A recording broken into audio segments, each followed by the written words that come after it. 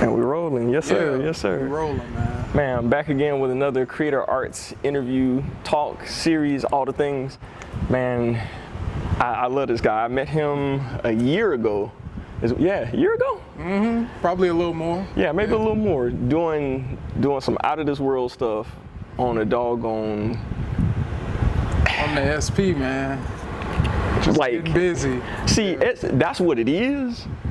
But what it was is like you had the doggone Bible of music in your hands, just going for it. Man, just the whole was open. Yeah, oh, like whatever flew out that book, out that SP was amazing, and does it consistently. Yeah. So, shout outs, warm welcomes to my boy Kiezin.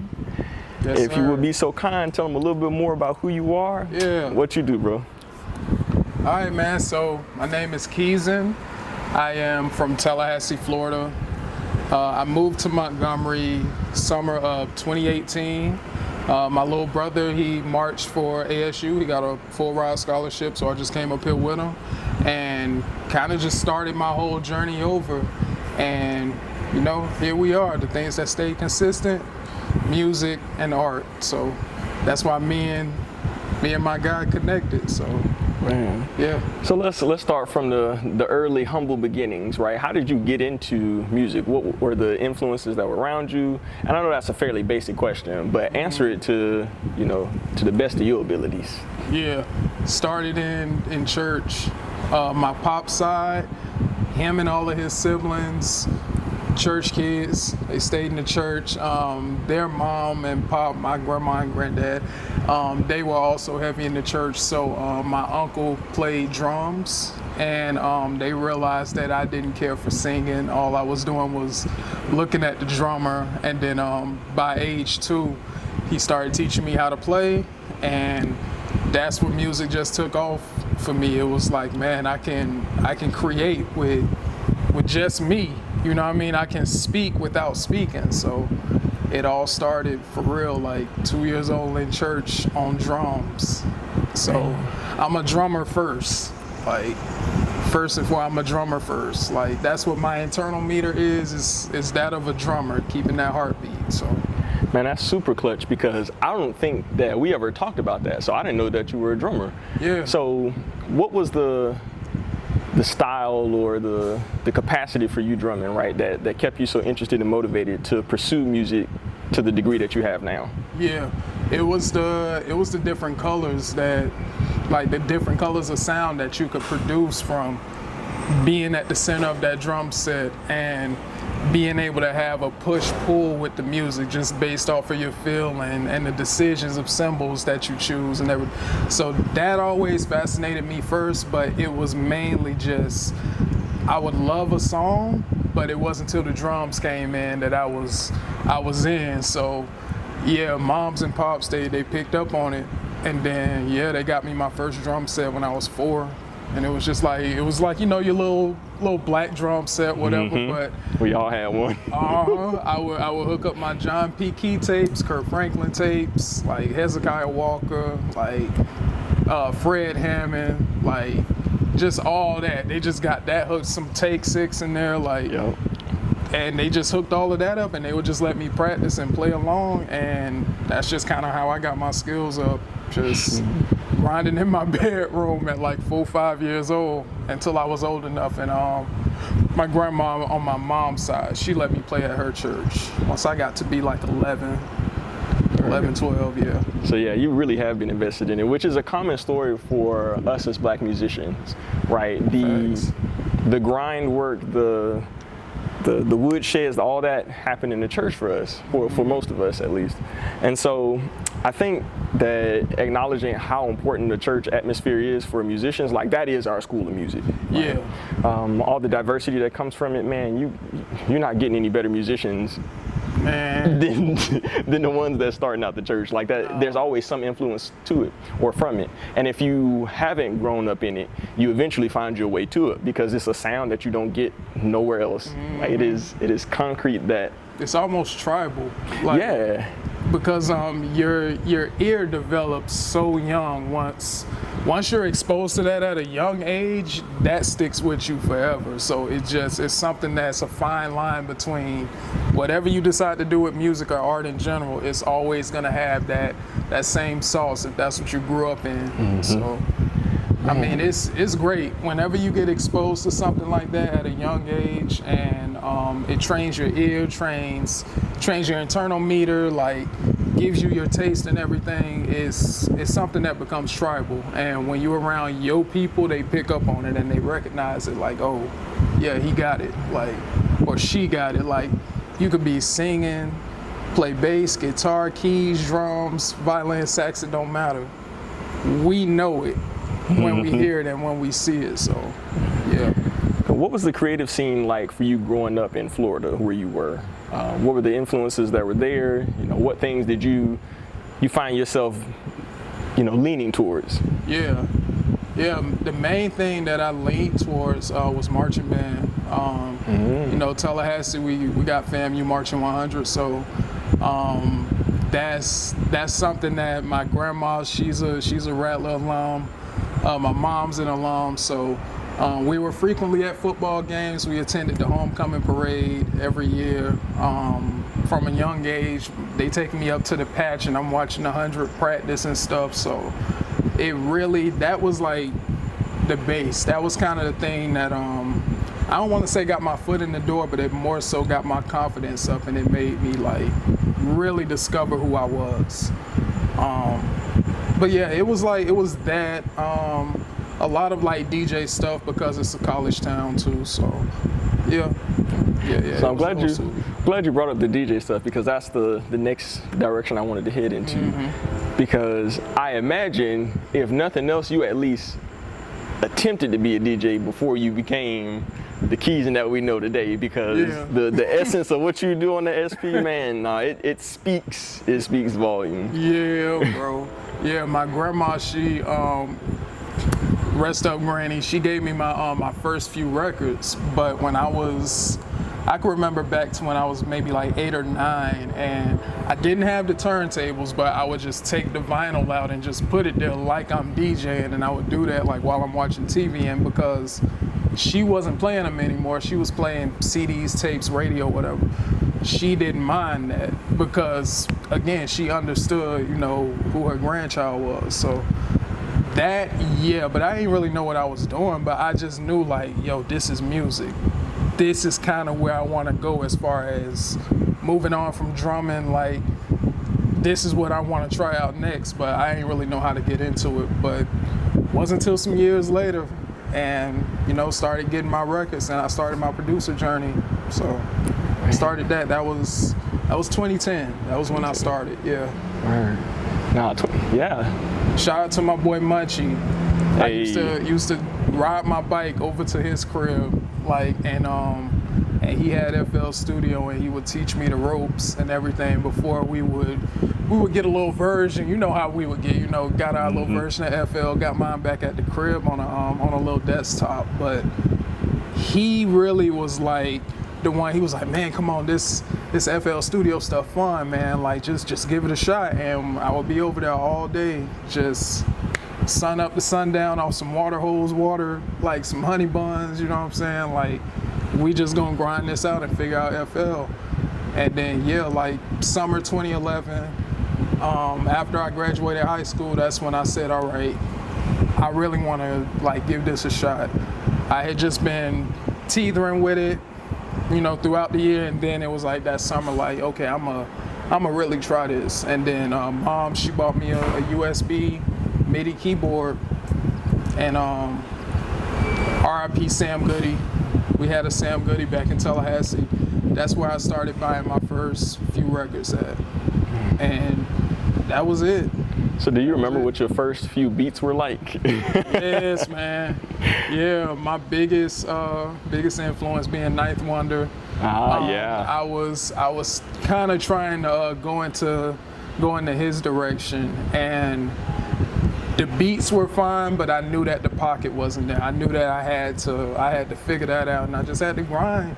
Yeah. But the ear was always there, and I knew that I wanted to do stuff as far as records and samples go, because it just reminds me of what I grew up on. Like everything that my grandma showed me in like AM radio stations, like it's all of that, yeah. So it's super obvious that the support of your family and your friends, pushing you to make it was paramount for your early beginnings. And then how does that translate to you now, right? What are who is showing up for you now and saying, hey, Kiezin, keep pushing that thing, man? What does that look like for you? You. That's real? Okay. Yeah, you, man. Like, for sure, Ma Dukes, man. Ma Dukes, my brother, my bro Jody back home, homeboy Freddie. Like, these are all the people that they've been around from before I started producing, and I was just playing drums. I marched in high school as well, and they were there like, that whole time, but they've been the ones who stuck with me and encouraged me the most, and would give me ideas or say like, hey, try this out. Like, yeah, I know that you're working at the department store and you tired of this song, but give it a shot. Like, they were the people that was saying that type of thing and helping me expand. So yeah, it's still friends, good people, friends, family. Yeah, and I'm very picky on who I decide to be around, but again, it's that thing where if I know that you good people and I know that you got something special and I know that it's a respect thing there, we'll find a way to link back up, and this is something that's meant to be. But no, that's a gem in itself right there. Just knowing that there are people that is going to support you in the endeavors, and that they are out there and you can find them. And it might take a while, but y'all are definitely linked. So yeah, man, appreciate that. Yeah, you'll always find your people as long as you're doing what's true to you and staying true to yourself. Like, never try to be anybody else. I had a show in Oakland about a month ago, and at the end of my show, y'all disregard that. I was at Oakland, and at the end of my show, I told everyone, think of everything as a snowflake. Every snowflake is different. Be something completely different with whatever you do, how you dress, doesn't matter. Be different. Never be like the next person. It's pointless. It's pointless. We not here to do that. So identity, right? Such a huge part of the artistry. What do you think? Oh, okay. Yeah. What do you think is the most important part of, designing your identity, right? Is it something like learning the components of what others have and seeing how you can replicate that and bring that into your own? Or is it something like just truly, genuinely being you, regardless of whatever else is out there, and just put you out there? Or is it a combination of the both? What you think? Definitely both. Both? Yeah, definitely both. Take pieces and learn from other people, but look at your creativity as a gumbo pot. Just toss stuff in there until it tastes right to you, because that's your style. Don't be a copycat, don't be exactly like someone, but if you're like, oh, I like his drums, or I like how, she mixed this kick in there, then, do that, but make sure that it's true to you. Make sure that, you want to be able to create something that no one can replicate. And when people look at it or when they hear it, they know that that's you. And no matter how hard they try, and even if you give them the formula, they still can't make it like you. That's you, that's your style. That's the important part. Cool. It really don't matter. Like, I tell everybody, I'm selfish. I do this for me first. I do this for me first. I put this out so that other people can enjoy it, and maybe they can put it, to their life or tag it along with an experience. But as far as me, I gotta create, and if I want to put it out for y'all to hear it, cool. But this is stuff that be in my head from day to day, and it's like, all right, you just got to make this, and even if it's a 30-second beat, just make it, put it out, whatever. So let's jump to present day Kiezin. Yeah. What you working on now, right? What's the vibes now? What's the push, the goals that you're trying to achieve? What have you accomplished? Where are you going? Yeah. Where I'm going as of right now is I'm focusing more on everything physical media. everything physical media that comes from getting tapes made to putting aside like 1,500 and getting some vinyl pressed up. You know, any and everything physical, because that's also what I'm collecting still. I'm an avid record collector. I've been collecting records, like 14 years now. So anything that's physical media, I realize just how important it is for you to hold that and to be able to play it freely without any use of internet. All you need is your setup and you can play it. So yeah, I'm really, really aiming towards physical media and just more travel. Yeah, just more travel. This year has been a blessing, like so far, and it's still more travel on the way because it's always people that's never heard or seen you or you know what you do. So you got to get out there and you got to touch the people. Like it's none of this. Yeah. You got to get out there, you got to shake some hands, hug some people, talk to them face to face, because that's what a connection is. Yeah, I think that's truly how you build community, is engaging with the individuals that are around you. And oftentimes we talk about community as just the people that are near in proximity to you. But what happens when you go to other places and it's people that like you vibe with their sessions and everything, but you don't interact with them. You missing vital parts of your community right there. Facts. And so of course that can translate into the digital space, but those real genuine connections are made in person. You're not gonna beat that. Yeah, you're never gonna beat that. And while it is scary to some people, whenever you realize that you're meeting up with people for a similar purpose, you kind of just got to let that just fall to the wayside because y'all have a common topic to talk about and share experiences about. So, you know, just get out, listen to people, conversate. It's cool. Yeah. So last but not least, we talked about your early beginnings. You did a good seg in the middle, and then present day you, your future, right? What is at least one thing that you feel is purpose-led for you, that your whole journey is going to exist on that premise? Yeah. I think the full purpose, or I won't really say the full purpose, but I'll say that it'll be the thing that'll lead to the full purpose, which is me being on the West Coast permanently. I don't know. It's one of those things where, again, I was talking about like the tribe, like kind of thing. Like when I went out to LA, it was cool, but it still felt like fake people out there.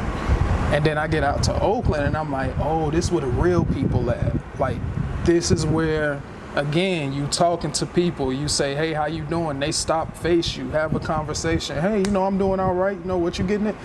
That's the kind of thing. So I feel like, me moving to the West Coast, or just me moving to a bigger city in general, is the thing that's gonna push me to Japan, London, like Africa, you name it. Like, so eventually that's the thing. Just going wherever and letting people talk and see me, like, and interact with them, because I never know who I'm speaking to. So all the way from the time I get to the airport, get on the plane, get off, like, have a little small talk with people. You know, you never know who you're talking to. So that's mainly what I feel like I'm supposed to do. Just spread the love with my art, with who I am to the world, like, in the best way that I can, and just be genuine and stay true while doing it. Yeah. Y'all heard it here today. Kiezin International is coming. It's full blown. Yeah, it's coming. I think it's closer than I think. Yeah. Yeah. Nah, it definitely is. So I want to say thank you for this interview. I appreciate your time. Yes, man. This was great. We're going to lock in and vibe some more like we've been doing. You know it. And I want y'all in the community to make sure that as y'all are watching these interviews, that y'all really spend time going to look at the socials and everything. Get to see, you know, the art. Go experience them if you can, you know, in the ways that you can do that. So if you want to give them the socials, and then we'll close out, man. Yeah, man. I am on Instagram, KIEZIN_. I also have a Bandcamp. Plenty of music, plenty of albums for purchase. kiezin.bandcamp.com. I got a few albums that are streaming, but yeah, don't be so sure about that. I'm thinking about taking them down soon. So y'all better catch them while you can. Yeah, catch them while you can, and also while you can, go on my Instagram. I do film photography. That's shooting with 35mm film. I will be selling prints. So if you want a signed one-of-one print, come to my page. We'll work something out. Don't be coming with no lowball. Like, these photos are 10 years in the making. Do not lowball me, because you won't be getting it. But I think that's about it. That's about it, man. Word. Yeah, SoundCloud.com/Kiezin. I got some SoundCloud exclusives that are not streaming, that are not on tape. So go on there, dig, and yeah, man. If you want to talk pictures, records, music, man, like I'm here. I'm a cool guy, you know. So. Yeah, I heard it here in person, man. Again, appreciate y'all and love y'all for the support. We'll be back with another one. Peace. Indeed.